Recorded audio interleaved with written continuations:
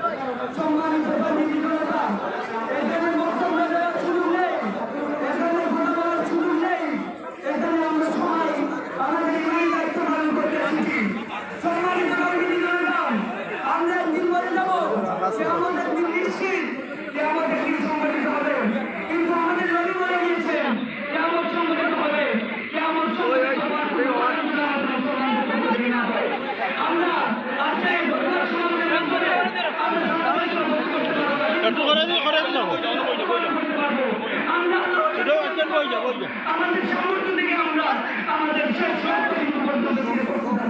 সম্মানিত জনগণ, সম্মানিত জনগণ, সংখ্যাগরিষ্ঠ মুসলমানের দেশ, শতকরা ৯২% মুসলমানই বাংলাদেশে। এই বাংলাদেশে সবচেয়ে বেশি বিক্ষোভ হয়েছে, সবচেয়ে বেশি মিছিল হয়েছে।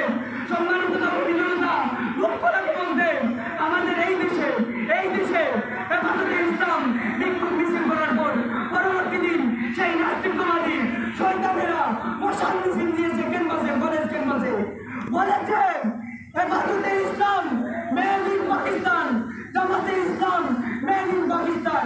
বলে কেন বলেছিল?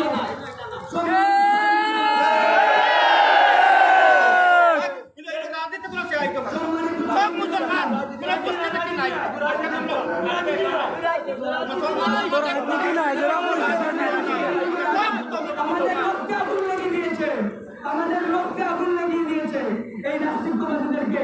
আমরা সরকার প্রশাসনের কাছে আমরা বলবো অবিলম্বে এদেরকে থামান। এটা মুসলমানের দেশ, এটা মুসলমানের দেশ।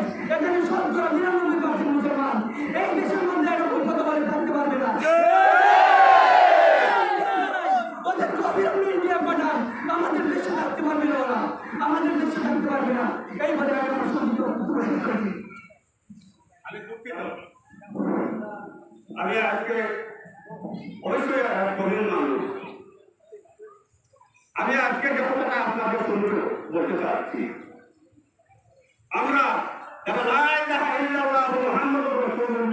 আমাদের মধ্যে কোনো দল নাই,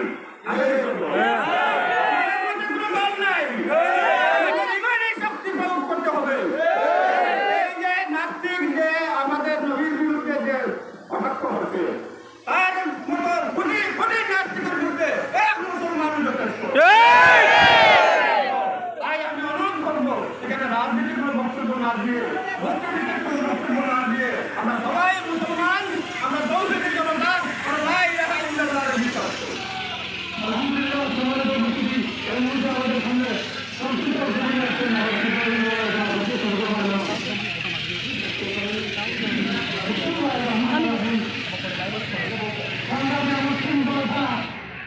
বাংলার মধ্যে দেখিয়ে দিয়েছে রাসূল প্রেমী মুসলিম, যাকে যাকে সেই বাংলার মাটিকে তার করে কম্পন করেছিল। রাসূল আমাদের রক্তের বেদনা, যে রাসূলের কারণে আজ বিশ্বের ২০০ কোটি মুসলমান তাদের রক্তের কোনো প্রকার বেদনা দিতে পারবে না। সেই ফ্রান্সের কুলাঙ্গা প্রেসিডেন্ট ম্যাক্রনের দুর্গণে আজ বিশ্বব্যাপী আন্দোলন ছড়িয়ে পড়েছে। আমাদের এক বিন্দু রক্ত জনগণের অবস্থায় মুসলমান কোন মুসলমান নিস্তব্ধ থাকতে পারে না।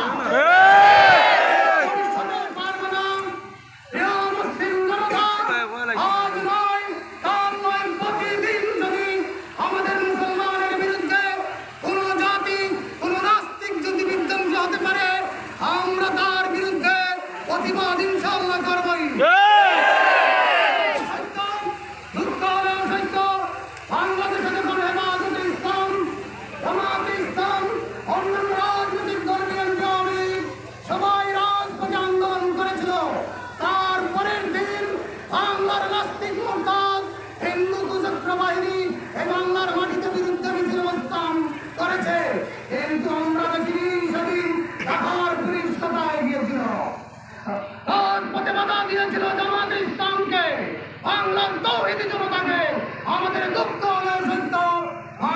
সরকার, আপনি আমাদের সবার সরকার, আপনি ফ্রান্সের রাষ্ট্রদূতকে ডেকে পাঠান, আমাদের কষ্ট দূর হবে।